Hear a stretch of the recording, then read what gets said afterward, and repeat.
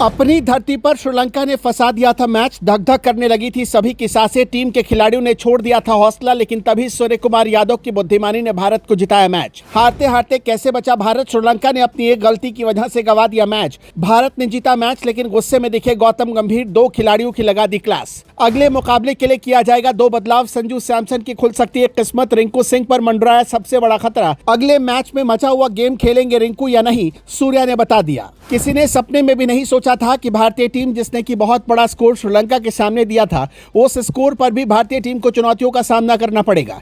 एक वक्त में जहां ऐसा लग रहा था कि मुकाबला एक तरफा हो जाएगा और श्रीलंका को भारत श्रीलंका में ही बुरी तरीके से हराएगा, वहीं दूसरी तरफ श्रीलंका के दो खिलाड़ियों ने पूरी बाजी पलट कर रख दी।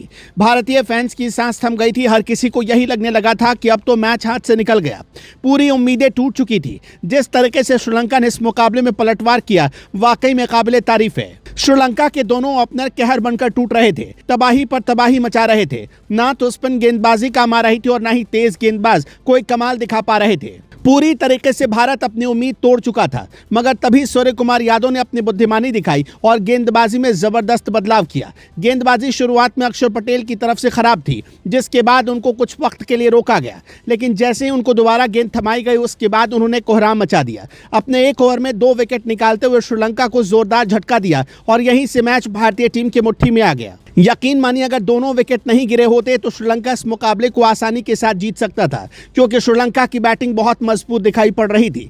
मगर पहले जहां घातक गेंदबाजी अक्षर पटेल ने की, वहीं दूसरी तरफ अर्शदीप सिंह ने भी कमाल कर दिया। और तो और रियान पराग ने भी मुकाबले में गेंदबाजी की और सबसे किफायती गेंदबाज साबित हुए। उन्होंने अपनी उपयोगिता को साबित कर दिया और बता दिया कि अंतर्राष्ट्रीय स्तर पर बल्लेबाजी के साथ साथ गेंदबाजी भी कर सकते हैं। यही वजह है कि रिंकू सिंह के करियर पर खतरा बढ़ गया। रिंकू सिंह की अगर बात करेंगे तो इस मुकाबले में उनको देर से बल्लेबाजी करने का मौका दिया गया। यही वजह रही कि रिंकू कोई कमाल नहीं दिखा सके, सिर्फ 1 रन ही बना सके। लेकिन अब उनके ऊपर सबसे जबरदस्त खतरा इसलिए है क्योंकि आपको याद होगा, शिवम दुबे ने रिंकू सिंह की जगह इस वजह से विश्व कप में ली थी क्योंकि वो गेंदबाजी भी कर रहे थे।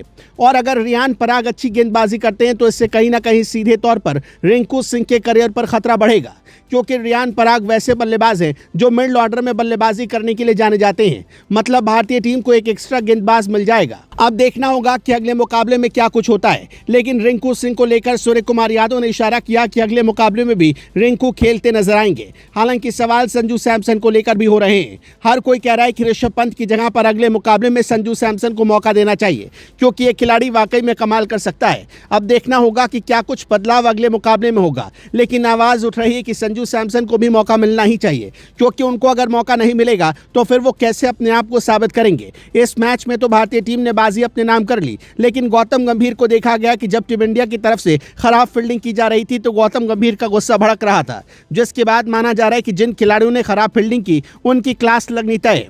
वाकई में फील्डिंग खराब की गई। हालांकि उम्मीद है कि आगे ऐसा नहीं होगा। दोस्तों, आपका क्या कुछ कहना है? रिंकू सिंह को ऊपर खिलाना चाहिए या नहीं? कमेंट में जरूर बताएं।